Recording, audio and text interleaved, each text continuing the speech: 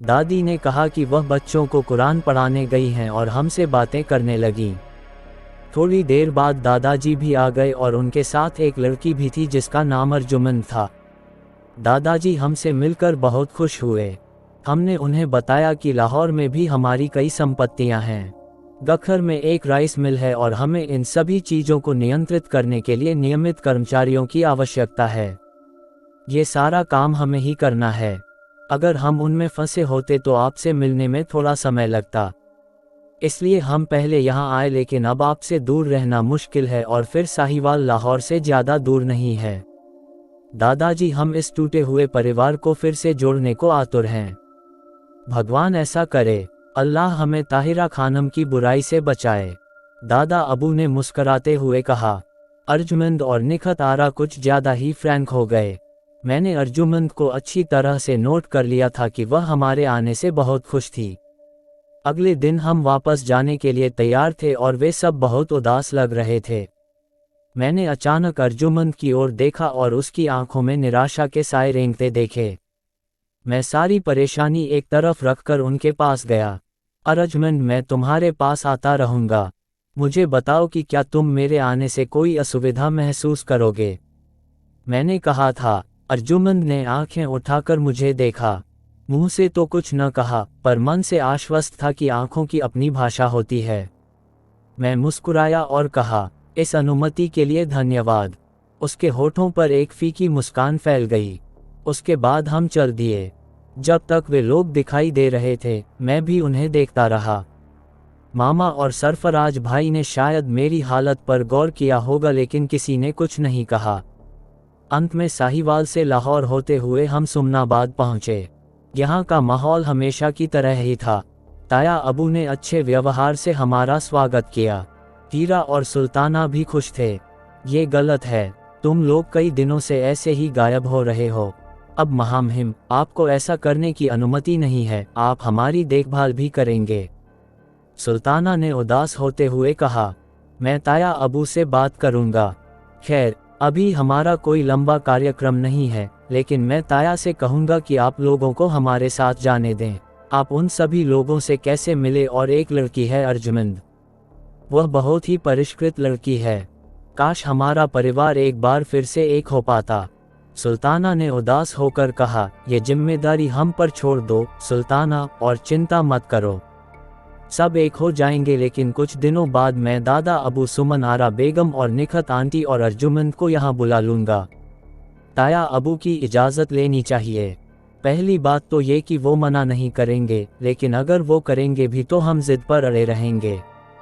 अगर वे हमारे साथ रहने आते हैं और हम सबको देखते हैं तो ये बहुत अच्छा होगा। अगर ऐसा होता है तो हमें अच्छी हंसी आएगी। हीरा ने खेद भरे स्वर में कहा। उसी शाम नादिर खान ने फ़ोन किया। सरफराज भाई से बात की। नादिर खान ने कहा, सरफराज भाई कैसे हो? मैं ठीक हूँ नादिर खान, अल्लाह का शुक्र है। आपको हमारी वापसी के बारे में कैसे पता चला? जवाब में नादिर खान हंसने लगे। तब कहीं मैं आपको ये भी बता सकता हूँ कि यहाँ से रास्ते में आप किन चाय के स्टॉलों पर रुके थे और वापस आते समय एक्स सर्विस टी स्टॉल पर दूध की पत्ती वाली चाय बनाई और साथ में पुराने केक भी खाए।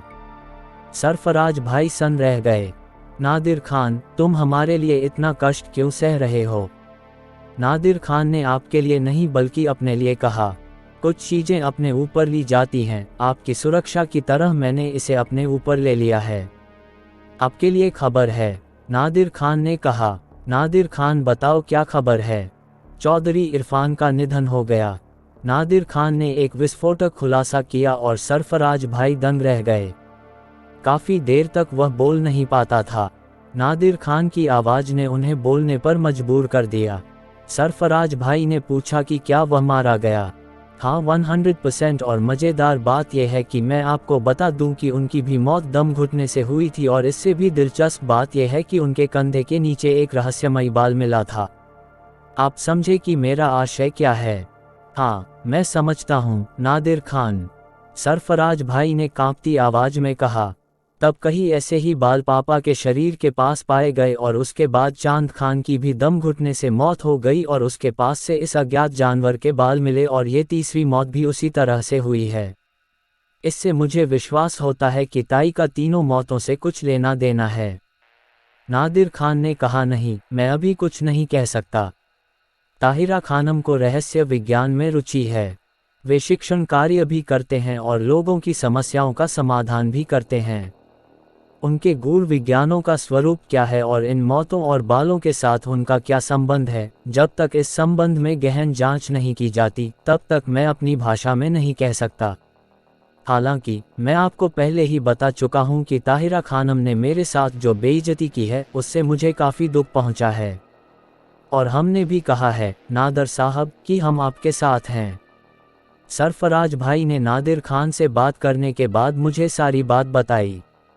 वैसे जब वह नादिर खान से बात कर रहे थे तब भी मैं उनका हाल नोट कर रहा था। सरफराज भाई ने धीमी आवाज में कहा, शाहब चंद खान और चौधरी इरफान की मौत ठीक उसी तरह हुई है जैसे पापा की मौत हुई थी और नादिर खान का शक सही साबित हो रहा है।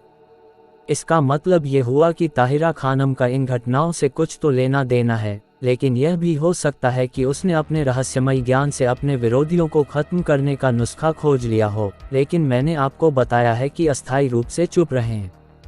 ये सारी दौलत, ये सारी जायदाद, ये सारी ऐशो आराम तो बेशक एक बड़ी हैसियत है, लेकिन मेरे लिए तो पापा इन सब से बढ़कर थे। मैं उनके हत्यारे को किसी भी तरह से माफ़ नहीं करूँगा। एक बात बताओ भाई, तुमने उस दिन बड़े ही जोश भरे लहजे में कहा था कि अगर ताई पापा की कातिल है तो तुम ऐसा तरीका अपनाओगे कि उसका गुनाह सामने आ जाए। क्या आपके मन में कोई योजना है? हाँ, मैं मजाक नहीं कर रहा था। और आपने मम्मा से भी कहा था कि आपके प्रयासों को गलत तरीके से पेश न करें। मैंने कहा, बिल्कुल। क्या आप मुझे नहीं बताएंगे कि वह प्रयास क्या होगा?